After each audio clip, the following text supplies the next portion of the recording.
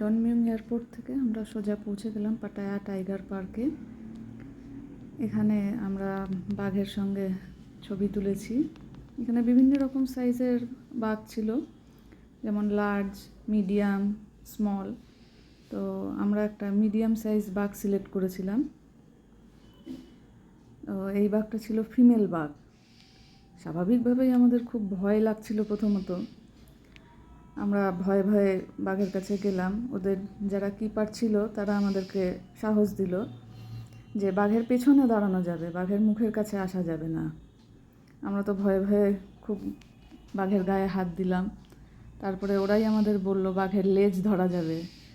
তখন একটু ভয় ভয় করেই আমরা বাঘের লেজ ধরলাম, বাঘের পিঠে হাত বুলিয়ে দিলাম, সুড়সুড়ি দিলাম। খুব এনজয় করেছি সেই মোমেন্টগুলো।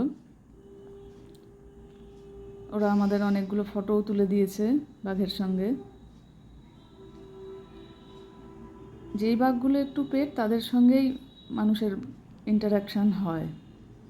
এখানে আরও কিছু বাঘ আছে, কিন্তু তাদের খাঁচায় বন্দি করে রাখা হয়। তাদের সামনে মানুষদের যেতে দেওয়া হয় না।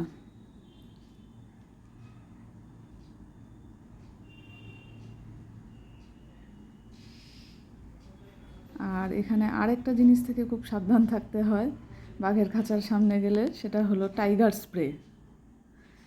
মানে টাইগাররা যখন তখন লেজ তুলে টয়লেট করে দিতে পারে, তার থেকে সাবধান থাকতে হবে।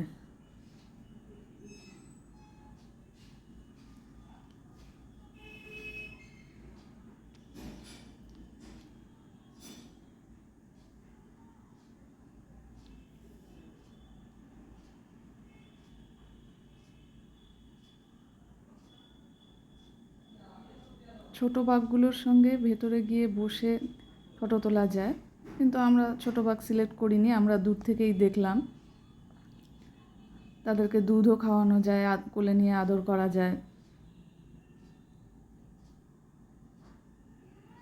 বাঘের সাইজ অনুযায়ী রেট আছে। লার্জ বাঘের রেট বেশি, মিডিয়াম বাঘের একটু কম, স্মল বাঘের আর একটু কম।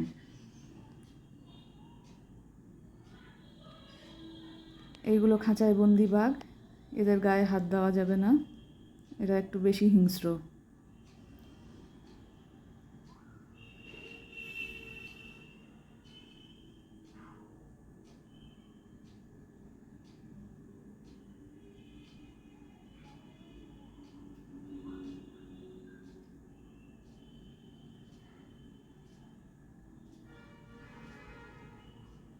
এই সেই ছোট বাঘ যাকে দুধ খাওয়াচ্ছে।